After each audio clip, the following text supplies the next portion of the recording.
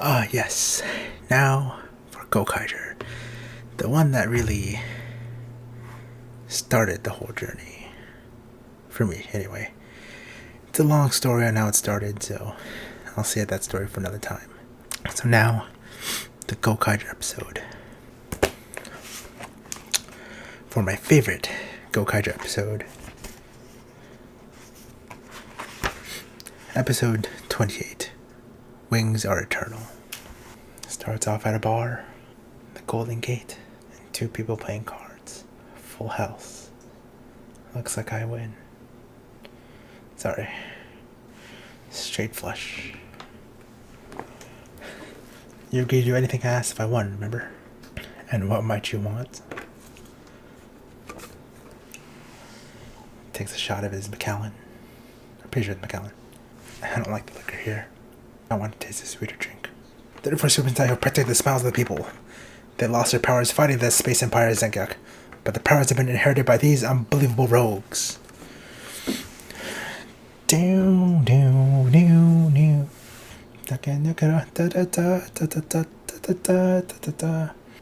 go, Kaija. Let's go. Dun dun dun dun dun dun dun dun dun dun dun dun dun dun dun. Then Kai Yume wa Mugendai Kaizuku Sentai Gokaiger. Wings are forever. Subasawa. A&D. If you're too obstinate, ladies will hate you. Time to use the Growl Ranger's grand power. Furaimaru. Let's finish this quickly. Triple drill dream. Losing countless times like this is kind of refreshing. At least you have that. Your Highness, please wait. The battle is not over yet. What do you mean? I'm in the mood for pasta. I'm fine with anything that's hearty. You? You're not after us, are you? What an honor. So we're first rate now. Do you know each other?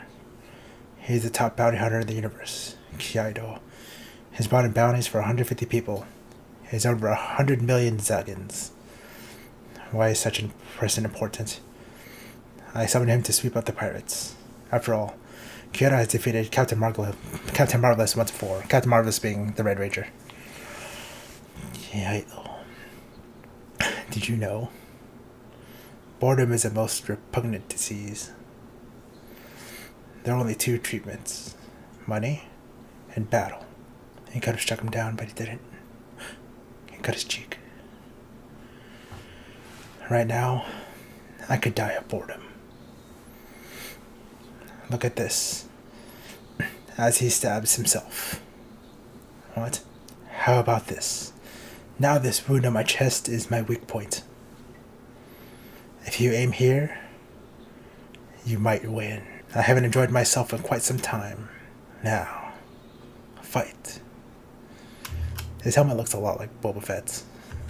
Now, he even made someone like me feel fear. Huh, he's backing away. He's scared. No. I'm different from back then. As I am now. Gokai change. Kaija. He caught all of it, just like before. How weak. Much too weak. Amuse me more. Oh no. Let's use Bioman. Bioman. Oh, we deflected it. And how about this? Mask Man. Nope, still not enough. How weak. Oh no. Run away. Get out of my sight. Just what you'd expect. From the best bounty hunter in the universe. I hate to admit it, but our attacks had no effect. We need to think of a way to beat him. He let us go. Maybe we don't need to fight him. Are we supposed to just stay in cover? Flare up. A bird of fire shall defeat the evil enemy. A treasure navigate at a time like this. So, one of their, the mascot, Navi, like, speaks in riddles and helps them find who they're looking for. Because this is an anniversary year, almost every other episode has pretty much been a cameo or reference episode. So what that was just now was Navi saying, to defeat him you have to find a firebird. Problem is everyone has to figure out what that means. Wait a moment. Defeat the evil enemy. It might be a hint for defeating Kaido. Bird of Fire. Could that be Jetman? Jetman. Of the many Super Sentai, apparently they're the most eccentric. So Guy is technically the Guy, or Gokai Silver is technically the only human on the team, because technically they're all from space. And he's grown up with Super Sentai, so he's like their Super Sentai master, PhD person. After retiring from Sentai, one became president of a company that sells organic vegetables over the internet. Plus one became an idol. Oh yeah. Apparently some of the members even married each other. They're probably living normal lives now. Alright. Let's find Jetman then. Okay. Why did you let the pirates go? If rumors started that they got away from me, their bounty would probably go up. First, you fattened the pig before slaughtering it. So it's just about money then. Just the kind of thing you'd expect from a filthy bounty hunter. The only thing that fills my void is money and fighting. So is there anyone here who can distract me from my boredom? You might be able to amuse me. Hey, does Marvelous seem kind of off to you? Indeed. Of course he is. If I was beaten like that... That's not what I mean. A mysterious man in a motorcycle. Yuki Guy. Jet Black Condor. Are you hitting on me? I wonder if you're really worth of asking me out. I am. All women belong to me. Oh, he was such a playboy back then. Even now. Are you nuts? He laid his hand on his shoulder. Don't touch me. I hate Nato, and I hate man. And I hate men. What are you doing? I'll take this. He took his Gokai cellular. Then, Guy is singing the Jetman theme. It kind of gets kind of meta in that way, where it's like, it's acknowledged as both the show and actually heroes in the show. So, oh, Mobirates, that's what it was. A strange man appeared and took Joe's Mobirates. Oh, he shot up right to them. May I help you with something? So you're the one who attacked Joe and the others. Return that to us. If you want it. Then take it by force. Well, ain't that interesting. Hey. He can't hit him. Oof. But Guy doesn't seem to see him. Marvelous Aunt, what are you doing? What are you asking? Is this what a red is like now?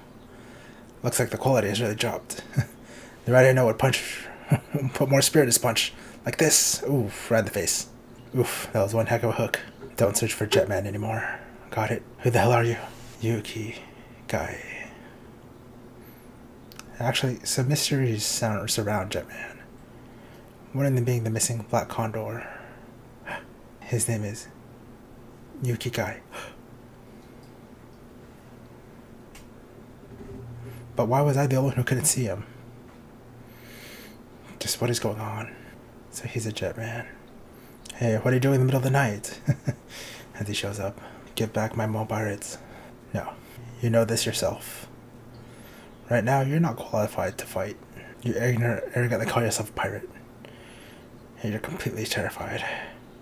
What a pathetic wretch. Screw off. Damn, what a brat. You won't confront your weakness. As you are now. Jetman's grand power is beyond you. He disappeared. Right now, he finds himself at a grave. Yuki Guy. Blackwing, sleeping here forever. And I'll explain this at the end of it, but there's a collection of vegetables, 2 packs of cigarettes, a cup of ramen, a bottle of Macallan, and a bouquet of red roses and a bouquet of white roses. And I'll explain all that at the end. What is this? So it's true. He's dead. No. It can't be. This is unbelievable. It's probably from the other Jetman members. I should get Macallan. Looks like they visit this place every day. I get it. I know why Yukigan is preventing us from finding Jetman members. Even now, Yukigan is strongly bound to the other Jetman members. That's why Guy doesn't want to get the other 4 involved in the fighting. His friends who are now living normal lives. Oh, so you're willing to play with me? Yeah. I'll amuse you to the point of tears. And, so Guy just showed up in front of Kaido. And I'm really curious about something. Never mind. I don't care who you are, as long as you are strong. Show me. Yuki Guy still got it. And Ikari Guy still can't see him. He has a morpher. He just morphed. He transformed. Where? But Ikari Guy, Gokai Silver, can't see him still. No way. But the Ranger Key is right here. You're pretty good. I'm pleased. Even in death, he fights to protect the other Jetman members. Come. They're all going forward. We're your opponents. Dun dun dun. Dun dun dun. So you finally overcome your fear. Dun. The power to overcome oneself. The power to overcome one's limitations. The power of one's will. That can overcome death. It looks like you understand our grand power. So go defeat him already. And I gave him back their Mobirates. Let's make this showy. I won't let you go. I'm so pleased. Oh. Ooh, right down the middle. Finish him using Jetman. Gokaigers. Jetman. It's Jetman. Guy.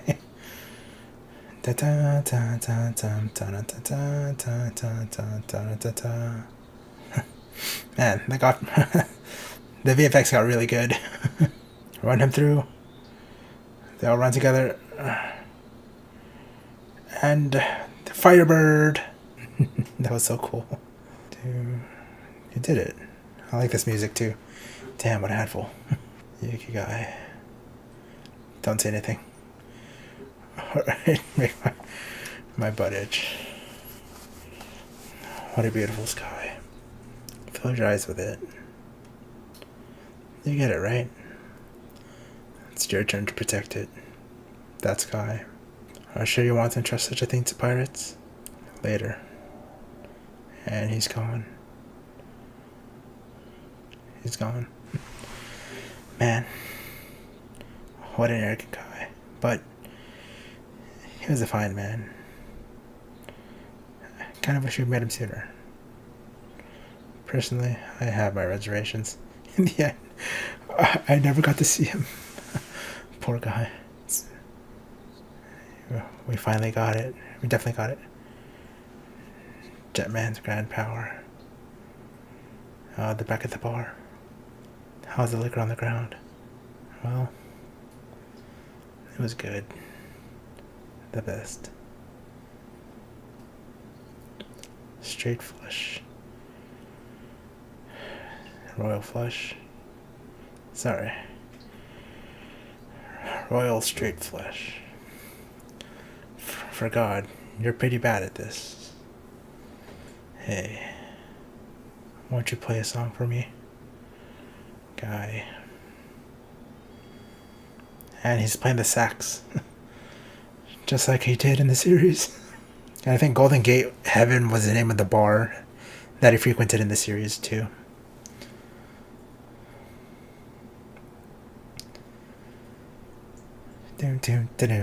Super Sentai. I forgot about this episode. So apparently this was also the episode where Kamen Rider Forze premiered for superhero time, but that's something else. Whew, that was a packed episode because there is a lot to unpack on why that is my favorite episode. So, in addition to the references, I kind of described what was on the tombstone. So it was a pack of cigarettes in Macallan. Those are Guy's favorite things. Like, for a kid show, he would smoke and he would drink in the show. And this was 91 in Japan, so it just kind of goes to show the